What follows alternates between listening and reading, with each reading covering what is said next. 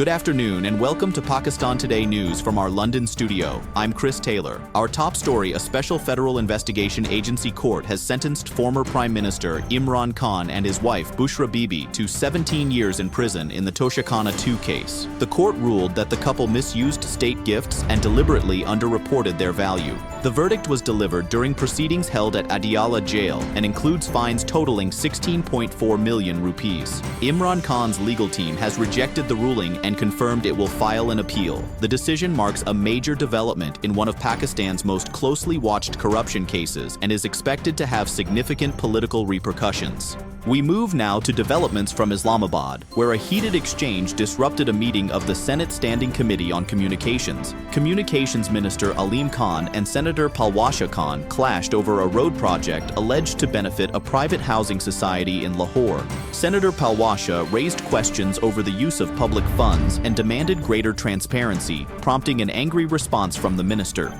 The confrontation forced the committee chairman to step in and restore order. Let's bring in our correspondent for more on this. Sarah William joins us from Islamabad. Sarah, what's the latest? Chris, tensions were high throughout the session as Senator Palwasha Khan repeatedly pressed the minister for details on funding and approvals for the Lahore Road project. Witnesses say Minister Aleem Khan took strong exception to the questioning, leading to a verbal clash that stalled the committee's work. The chairman eventually intervened, urging both sides to maintain decorum. After the meeting, Senator Palwasha formally demanded a ruling on the minister's conduct, calling it a test case for accountability.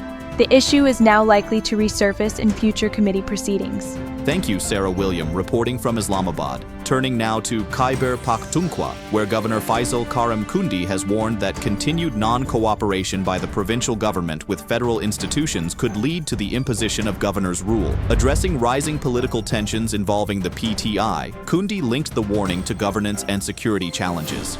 These include disputes over the repatriation of Afghan refugees and ongoing protests demanding the release of Imran Khan from Adiala jail. The governor said cooperation could avert direct rule, but stressed that constitutional and legal options remain on the table if the deadlock continues. Next, serious concerns have emerged over water security and agriculture in Punjab. River flows in the Jhelum and Chenab have reportedly been disrupted due to abrupt water holding and release by Indian authorities. Officials say reduced inflows into Mangla Dam have affected nearly 15 million acres of farmland, threatening wheat and other crops across Punjab's canal network.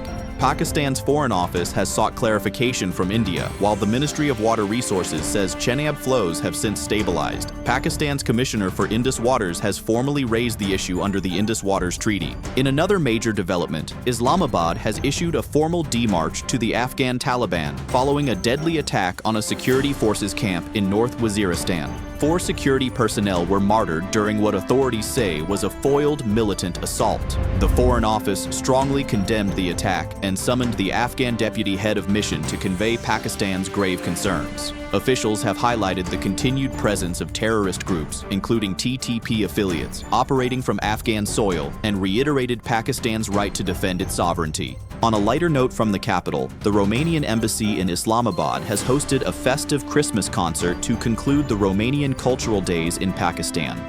Held at St. Thomas Church, the event featured performances by renowned Romanian soprano Georgiana Costea Gluga and pianist Shiza Maksud.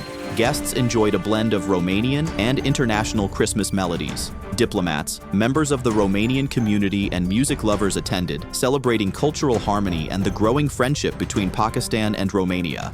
And finally, to international news, European Union leaders have agreed to provide Ukraine with a $105 billion interest-free loan over the next 2 years. The funding is aimed at supporting Ukraine's government and defense as the war with Russia continues. The loan will be raised through joint borrowing after plans to use frozen Russian assets failed due to legal and political hurdles. While most EU members backed the agreement, Hungary, Slovakia, and the Czech Republic secured exemptions. Ukrainian President Volodymyr Zelensky has welcomed the move as vital for Ukraine's financial stability. That's all for now. You're watching Pakistan Today News. I'm Chris Taylor.